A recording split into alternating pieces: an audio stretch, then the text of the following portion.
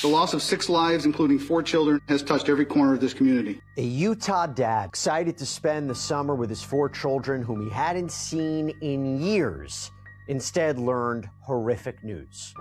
All 4 kids were dead, and he says he knew exactly who was behind it. 4 children are dead, and their father found out 2 days after Father's Day.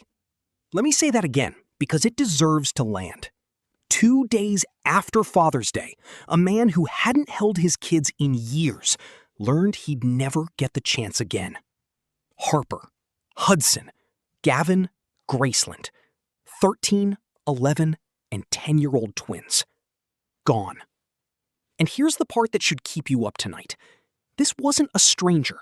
This wasn't some random act of violence nobody could have seen coming. This was planned, written down, texted between a mother and a grandmother like they were coordinating a birthday party instead of 4 murders. We're going to walk through exactly what happened, in the order it happened, because the messages tell you almost everything. And once you hear them, you're going to ask the same question I did. How did nobody stop this? Start here, June 10th, a small town north of Albany, New York. On June 23rd, police in Mechanicville in upstate New York made an absolutely devastating discovery. The bodies of 6 people, 4 of them children, decomposing in an apartment. No one had heard from the family inside for weeks. This prompted a welfare check that quickly turned into a full-blown homicide investigation. The medical examiner's office has determined that the deaths of Harper, Hudson, Gavin, and Graceland Harmon were homicides, and that the deaths of Amy Stedman and Sarah Myers were suicides. Just over 5,000 people. The kind of place where everyone knows everyone. Investigators say that on this day, 64-year-old Amy Steedman and her daughter, 44-year-old Sarah Myers, gave Sarah's 4 children an overdose of sleep medication. When that didn't work fast enough, police say Steedman stabbed one of the twins. Then, both women took their own lives. They were found. Investigators believe that a mother-daughter duo, we're talking 64-year-old Amy Stedman and 44-year-old Sarah Myers, killed Sarah's 4 children before allegedly taking their own lives. Myers apparently had sole custody of the 4 kids that she shared with her ex-husband, Brady Harmon. We're talking about 13-year-old Harper, 11-year-old Hudson, 10-year-old twins Gavin and Graceland. And according to ABC News, the 2 women lived in the same apartment building in different units. Nobody found any of them for 12 days. Now here's where it gets interesting, because this is where the story stops being about 2 people and starts being about a system. The children's father, Brady Harmon, lived in Utah. He hadn't seen his kids in person since 2018. But this summer was supposed to be different. A new court order meant they were finally coming to stay with him for 2 months. He was planning activities, requesting medical records, booking flights. Harmon lived in Utah where he'd remarried. He told media outlet News 10 that he hadn't seen his kids in person since the end of 2018. But it was this summer where you had a new court-ordered custody agreement that would mean they were supposed to spend 2 months with him out in Utah. But Myers and Stedman, based on the evidence, apparently believed that the children would somehow be in danger if they went with their father. And the allegation is that they started planning this diabolical solution. A dad getting ready to be a dad again. And while he was doing all of that, Sarah Myers and her mother were allegedly researching how to kill his children. Investigators recovered messages between Myers and Steedman that laid out the whole plan. When to give the medication. But Chief Rabbit said that the messages between Myers and her mom, so the children's own grandmother, lays out this plot, this sinister plot, allegedly planning to poison the kids. Those conversations documented discussions regarding obtaining medications, where the murders would occur, how those medications would be administered, how the children would be brought together, what they would be told, and how suspicion could be avoided. In one exchange, Sarah Myers instructed Amy Stedman that the medications should be administered between 10:30 a.m. and noon so they could be finished before a scheduled telephone call at 6 p.m. with the children's father. Late that morning, as the children failed to respond in the manner Stedman and Myers had anticipated, one of the messages stated, quote, how to time it around a scheduled call with the father, what to tell the kids, how to avoid suspicion. And in the middle of all that planning, there's a message from 10-year-old Graceland. She'd figured out something was wrong. Quote, "It's not working. We need another option," end quote. Investigators also recovered a message from Graceland that began, quote, "Why would you do that? You both won't let me puke," unquote, before describing increasing pain in her stomach. Later that evening, Amy Stedman sent a final disturbing message stating, "Gracie." She asked why they wouldn't let her throw up. I need you to sit with that for a second. A 10-year-old child asking her mother and grandmother to let her vomit up whatever they'd given her. Steedman's search history, according to police, included things like where the most fatal place to stab someone The is. suspect's minds, too.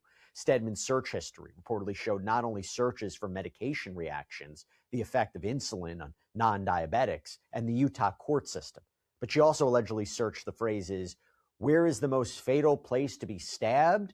and "Find the carotid artery in the neck." Which tells you this wasn't a moment of panic. This was research. But here's the breadcrumb that changes everything. The letter Steedman left behind claimed they did this to protect the kids from abuse. Abuse, she said, was happening in Utah at their father's home. Brady Harmon has denied that, publicly, more than once. Police say they can't independently confirm any of it either The way. idea that the children would be in grave danger if they went to Utah. During the investigation, we recovered electronic files belonging to Sarah Myers that included images appearing to document injuries to Myers and some of the children, text messages, and handwritten materials alleging abuse. Now, I want to be clear about something, okay? So Brady Harmon has denied all allegations of abuse in multiple media interviews. Chief Rabbit said they couldn't independently confirm that any of those claims were true. And during the news conference, Chief Rabbit was asked about prior welfare checks at the family's apartment. But it seems that during at least one of those visits, So we're left with a claim from two people who are no longer alive to explain themselves, against a father who says none of it is true. And this is the part nobody talks about. This family wasn't a mystery to the system. Harmon says that since 2020, he received 10 separate letters from Saratoga County Child Protective Services.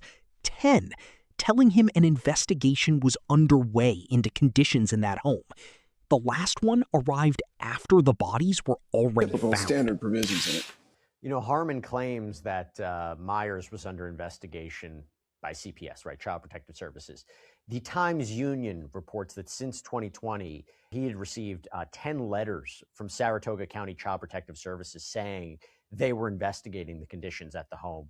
10 warnings, and 4 kids still ended up dead. I want to slow down here for a second, because I don't say this kind of thing lightly. I have kids, and when I read through the timeline of this case, the flight information, the medical record requests, the father asking about allergies and doctors' names so he'd be ready to take care of his children, I felt something I wasn't expecting. Not just anger at what happened to them, anger that it was so preventable and somehow wasn't prevented anyway. Because here's the thing. A family court judge signs off on a custody order and then, in almost every case, walks away. Nobody checks back in. Nobody monitors whether it's being followed.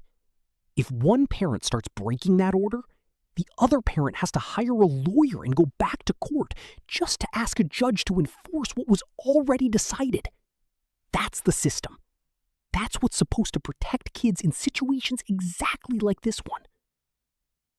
And CPS, the agency that's supposed to be the last line of defense, sent letter after letter after letter for years. And nothing changed. Now here's the payoff. The payoff moment? The thing that makes this bigger than one family in upstate New York? Every year, thousands of parents go through exactly what Brady Harmon went through. Custody disputes, warning signs that get written off, systems that are too underfunded, too overworked, too slow to actually intervene before something happens, instead of after. This case isn't rare because the warning signs were rare. It's rare because this time, the worst outcome actually happened. On August 4th, Harmon posted the messages himself. Screenshots going back to the end of May. Flight plans, FaceTime schedules.